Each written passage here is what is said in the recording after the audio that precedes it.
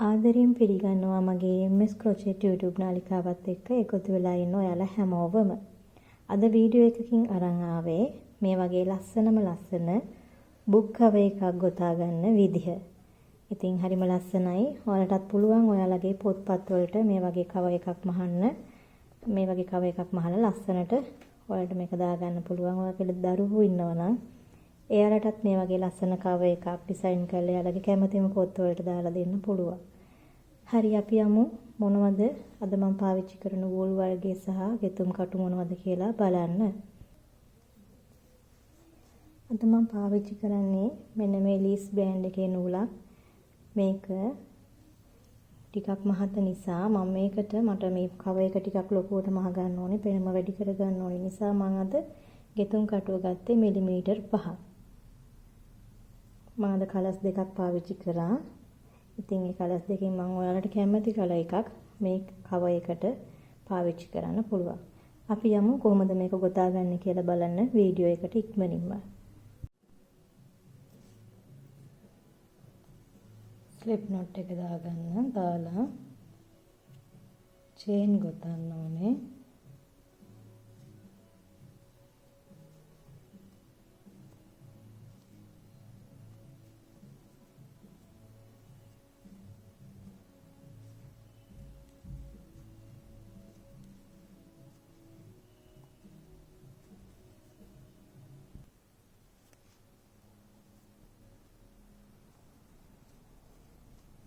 Chain ගානක් කියන්නේ නැහැ මං. ඔයාලා ගොතා ගන්න අවශ්‍ය පොතේ ගානට තමයි චේන් ටික දාගන්න ඕනේ. ඔයා ගන්න පොතේ උසට.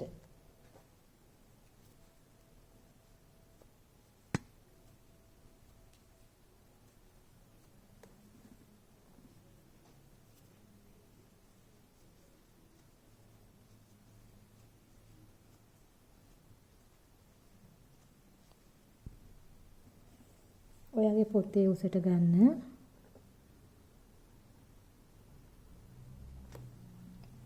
අරගෙන තව චේන් එකක් දාගෙන ඉන්න. දාලා මේ චේන් එකෙන්ම ආරම්භ කරලා සිංගල් ක්‍රොෂේ තමයි දැන් දිගටම ගොතන්නේ.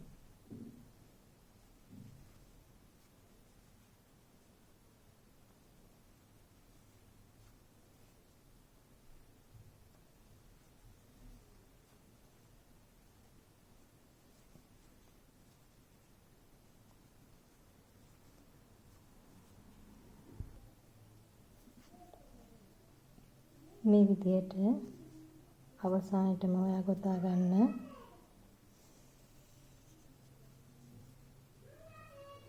දැන් චේන් එකක් දාගන්න.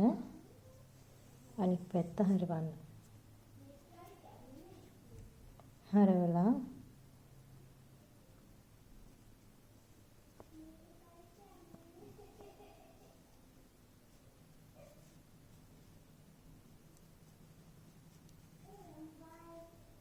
මේ විදිහටම අනිත් පැත්තටත් ගොතා ගන්න.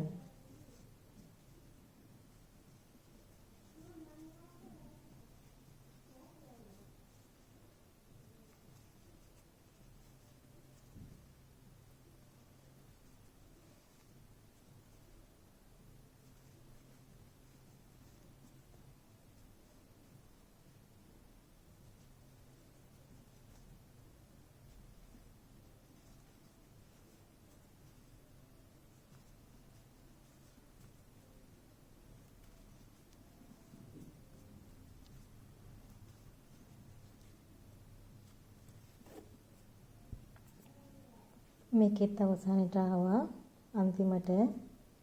අන්තිම චේන් දෙකක් අල්ලලා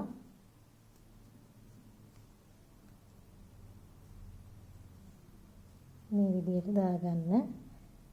අනිත් පැත්ත හරවලා චේන් එක දාගන්න. දාලා මේ විදිහට ගොතාගෙන යන්න. ඔයාලට පුළුවන් මේකේ කලර්ස් චේන්ජ් කර යන්න. ඔයාලට අවශ්‍ය නම් කලර්ස් 3-4ක් පාවිච්චි කරන්නත් පුළුවන්. දෙකක් පාවිච්චි කරන්නත් පුළුවන්. ඔයා කැමති විදිහට මේක ඔයා ලස්සනට ගොතාගෙන යන්න. මේ පැත්තට තමයි දැන් අපි පොත අරගන්නවනේ. පොතේ මේ දිගටම මෙන්න මේ දිග කොටසටම සම්පූර්ණ මේක ගොතාගෙන යන්න ඕනේ. මම මේ කවර් එකේ කලර් චේන්ජ් එකකට ගියා මෙතන. දැන් බලන්න මම මේ පොතේ මේ වගේ ලයින්ස් තුනක් අයින් කරනවා පොතේ කවරේ ඇතුළට. මෙන්න මේ විදිහට මේකේ කවර් එක ඇතුළට යන කොටස මෙහෙම අයින් කරලා ඊට පස්සේ මෙන්න මේ පැත්තට තමයි මෙන්න මේ අයිනට තමයි මේ කොටස මහගත්තේ.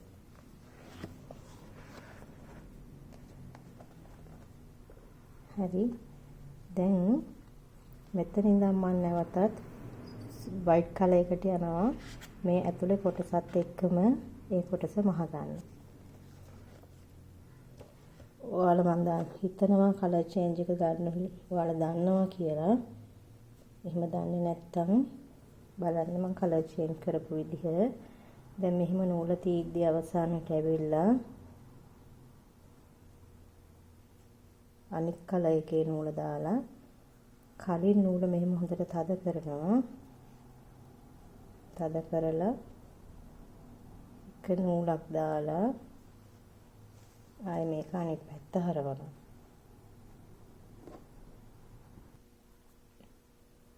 දැන් හරවලා මේ ඒ විදිහටමයි මහගෙන යනවා.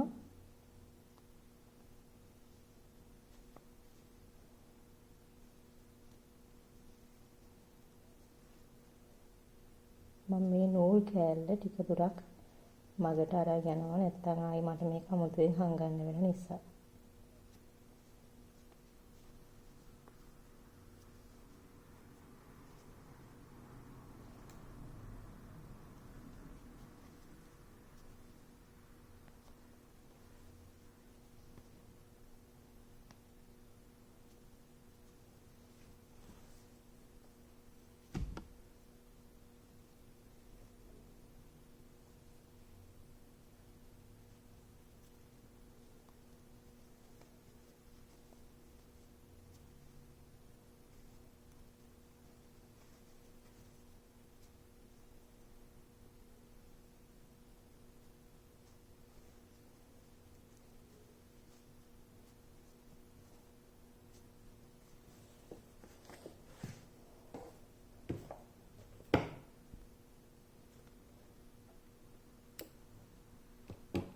දැන් තියෙන්නේ මේ කලර් එකෙන්ම දිගටම මේ වගේ අනිත් පැත්තත් කවර් එකේ මේ පැත්තට මහ ගන්න.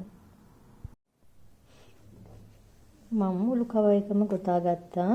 සම්පූර්ණ පොතට යන කොටසම මේ ඇතුළට යන කොටසත් එක්කම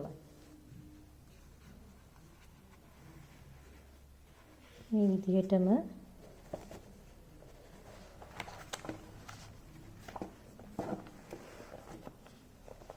සම්පූර්ණ මේ පැත්තට යන විදිහට මම මේක ගොතා ගත්තා. දැන් මම පොඩි තව දෙයක් එකතු කරනවා මේකට. මම මේක දැන් මෙතනින් නවත්තනවා. මේ තින්නේ ගොතාගත්තු සම්පූර්ණ කවර් එකනේ. දැන් මට හිතුණා මේ කලර් එකෙන් මේකට තව ලයින් එකක් සිංගල් ක්‍රොෂේ ලයින් එකක් යන්න ඕන කියලා වටේටම. දැන් මම මේක යවන්න තමයි හදන්නේ. මේ චේන් එක තීද්දිම මම මේක මෙහෙම සම්බන්ධ කරගන්නවා. සුදු පාට එක අදිනවා. එදලා මේක තව ටිකක් මෙහෙම තද කරනවා. එක චේන් එකක් මම මෙතනට දානවා. දාලා මේක ගොතද්දිව මතක තියාගන්න මේක හොඳ පිට පැත්තෙන් තමයි ගොතන්නේ.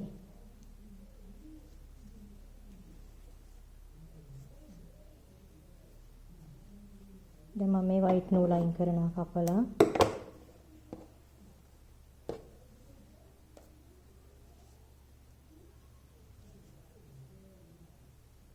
මේ පැත්තට මුලින්ම මම ගොතාගෙන යනවා.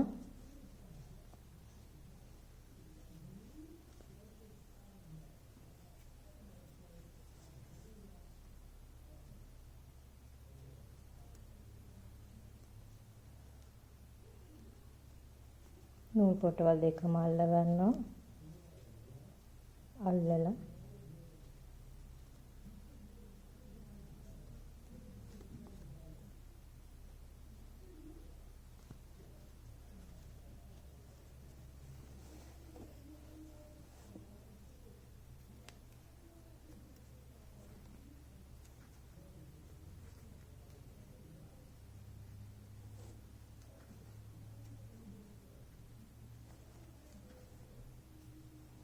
මේ හිඩස් වලට ගෙතුම් කටු ඇතුල් කර කර ඔයා සිංගල් ක්‍රොෂේ ලයින් එක ගොතා ගන්න.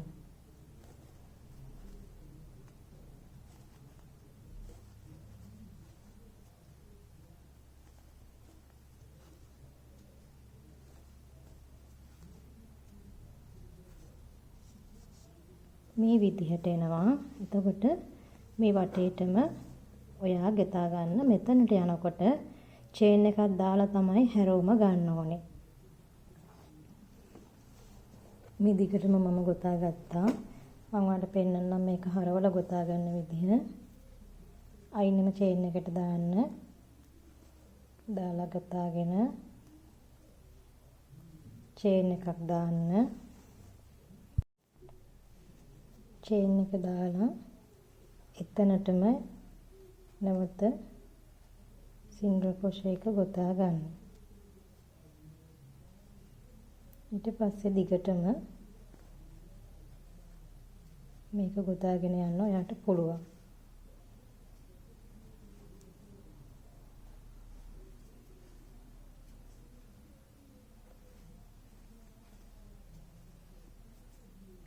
අනිවාර්යෙන් චේන් එක දාලා ගන්න. නැත්නම් මෙතන රවුන්ඩ් ෂේප් එකක් තමයි එන්නේ. පොතේ රවුන්ඩ් ෂේප් එකක් නැති නිසා අපි මෙතන හරි හතරැස් විදිහට ගන්න ඕනේ. ඔයා මේ විදිහට මේ සම්පූර්ණ වටේ ගොතා ගන්න. මම මේ වටේ සම්පූර්ණම ගියා. දැන් බලමු අපි අවසාන කොහොමද කරන්නේ කියලා. අවසාන චේන් එකට දාගෙන මේ උඩ තියෙන චේන් එකට මම මේක මෙම සම්බන්ධ කරනවා.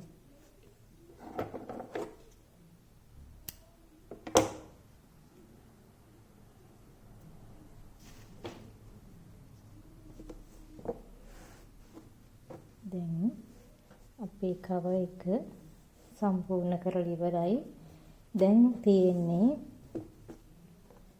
මේකේ අපි පොතට යන කොටස, පොතේ ඇතුළට යන කොටස මේ විදිහට නවලා ඇතුල් කරලා මේක දෙපැත්තෙන් සම්බන්ධ කර ගන්න. මම මේක හරි මැද්දෙන් පොත තියලා මේ කව එක මෙහෙම නවනවා. ඊට පස්සේ මේක ඇතුළට යන කොටස මෙහෙම නවලා ඊට සමානම කොටස උඩින් මෙහෙම නවලා පොතේ නැවුම් පාරට කොච්චරක් එනවද කියන එක මාක් කරගන්නවා. අපිට ඕන ප්‍රමාණය අපිට මෙහෙම අදින්න බෑ. ඊට පස්සේ අපි මේ කවර් එක නැවලා කවර් එක මහලා මෙහෙම ඇතුල් කරාට පස්සේ පොතේ පිටුව මෙහෙම නැවෙනවා. ඒ නිසා පොත මෙහෙම තියලා අපි අර ඉටිකොල දානකොට සාමාන්‍යයෙන් පොත් වලට අපි මෙහෙමනේ දාන්නේ. අන්න ඒ විදිහටම තමයි කවරේ උඩ නැවුම් පාර කොච්චරක් එනවද කියලා දෙපැත්ත බැලන්ස් කරලා මෙහෙම ස්ටිච් මාකර් එකකින් ඔයගොල්ලෝ මේක රඳව ගන්න. ස්ටිච් මාකර් නැත්තම් අය කටුවක් හරි ඔයාලට මේකට පාවිච්චි කරන්න පුළුවන්. දැන් ඔයාලට පුළුවන් මේ පොත අයින් කරන්න. පල්ලෙහා ලකුණු වෙච්ච මේ පැත්තේ ලකුණු වෙච්ච විදිහටම ඔයාලට පුළුවන් දැන් මේ පැත්තෙන් මේක මාක් කරගන්න. අපිට එක පැත්තක් විතරක් මාක් කරගත්තාම මේකට ඇති.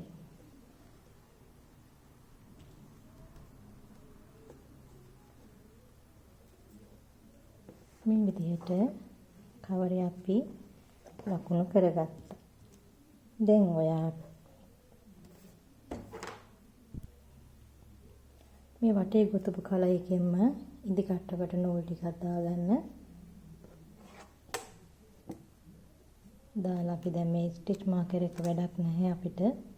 අපි දැන් මෙහෙම මතේම තියද්දි මේ දෙක අල්ලලා මේක මෙහෙම සම්බන්ධ කරගන්නවා.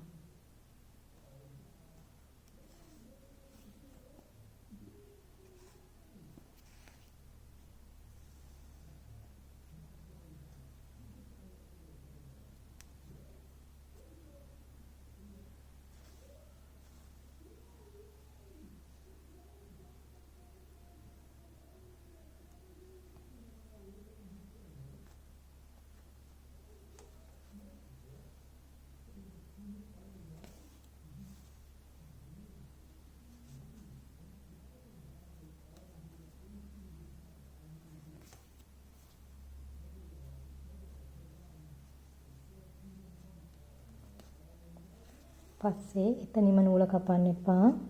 ටිකක් දුරට මේක මෙහෙමම මහගෙන එන්න.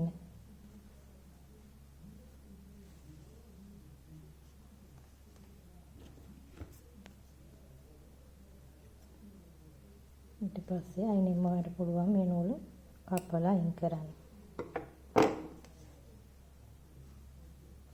මේ විදිහට මේ කොන් ඉතුරු තුනත් ඔයා මේ විදිහට මහගන්න. දැන් මේ මහපු කව එක ඔයා ලස්සන කරගන්න තමයි ඕනේ. ලස්සන කරගන්න ඔයාලට පුළුවන්. ඔයාලා කැමති විදිහට ඒක පාවිච්චි කරන්න. මේ වගේ හાર્ට් තියලා වුණත් ඔයාලට මේක ලස්සන කරගන්න පුළුවන්. එහෙම නැත්නම් ඔයාලට මේ වගේ පුංචි පුංචි මල් ටිකක් ලස්සනට තියලා මේක ලස්සන කරගන්නත් පුළුවන්.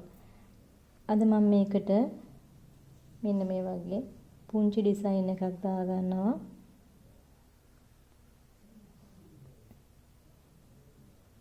මම ඔයාලට පෙන්නන්නම්. දැන් ඔයාලට අවශ්‍ය නම් මේ මල ගොතන්නේ කොහොමද කියලා. කොළ පාට නූලක් ගන්න. අරගෙන පුංචි ස්ලිප් knot එකක් දාලා චේන් 3ක් ගොතන්න. ගොතලා ඩබල් ක්‍රොෂේ එකක් මේ ඇතුළටම දාලා ගොතා ගන්න. ඊට පස්සේ නූල චුට්ටක් දාලා ස්ලිප් එකක් දාලා නූල මෙහෙම කපලා අයින් කරගන්න. මේක හොඳට තද කරගන්න. ඊට පස්සේ ඔයාට මේ මල මහ ගන්න ඕනි කලර් එක අරගෙන මේ මැදට තමයි අපි මල ගොතන්නේ. ඒක තියලා මම මේ කොළ පාට මෙතන ඉතුරු වෙච්ච නූල් කැලක් අල්ලලම තමයි ගොතන්නේ. ඒක අල්ලලා චේන් 3ක් දාගන්න. ඊට පස්සේ ඩබල් ක්‍රොෂේ 5ක් යනවා. 2යි 3යි 4යි 5යි. මුල් චේන් 3 නැතුව තමයි ඩබල් ක්‍රොෂේ යන්නේ. ඊට පස්සේ මේ චේන් 3 උඩින් මේ විදියට චේන් 3 මුදුනට මෙහෙම ගැතුම් කටුව දාන්න. දාලා මේ උඩ ලූප් එක ඒක ඇතුලෙන් මෙහෙම ඇදලා හොඳට මේක තද කරන්න. තද කරලා ඒ ලූප් එක ඇතුලෙන් තව ලූප් එකක් ඇදලා ස්ලිප් එකක් දාගන්න. දැන් අපි මේක කපලා මෙහෙම අයින් කරගන්නවා. අයින් කරලා මේ ඇතුලෙන් කන පිට පැත්තේ මලේ ගිහිල්ලා මේ මැදින් අරන් මෙන්න මේ නූල් කෑල්ල අපි හංග ගන්න ඕනි මේ විදිහට. දැන් අපි මේව නම් මහගෙන ආවනේ අල්ලගෙන එනකොට මහනකොටම මේවත් අල්ලගෙන මහගෙන ආපු නිසා ඒව ගැලවෙන්නේ නැහැ. මුදුනේ චේන් එක ගැලවෙන්න පුළුවන්. ඒකයි මම ඒක ටිකක් දුරට ගෙනල්ලා හංග ගත්තේ. දැන් මේ රවුම අපි මැජික් රින් එකේ වටේ ගෙතුවනේ චේන් 3යි ඩබල් ක්‍රොෂේ එකයි. ඒක හොඳට තද කර ගන්නවා. තද කරලා එකත් කපලා අයින් කර ගන්නවා. මම වැඩි හොඳට මේක චුට්ටක් පුච්ච ගන්නවා. එතකොට මම දන්නවා ඒක ගැලවෙන්නේ නැහැ කියලා. දැන් මම මේ විදිහට තමයි මගේ බුක් කවර් එකේ ඉස්සරහ පිටුව හදාගන්නේ. ඔයාලට පුළුවන් මේක ඕනම ඩිසයින් එකක් ඉස්සරහට කරගන්න. ඒ වගේම මේක ග්ලූ එකකින් මෙතනට ලස්සනට සම්බන්ධ කරගන්න. මම දැන් සම්පූර්ණම බුක් කවර් එක මහගෙන ඉවරයි. බලන්න හරිම ලස්සනයි.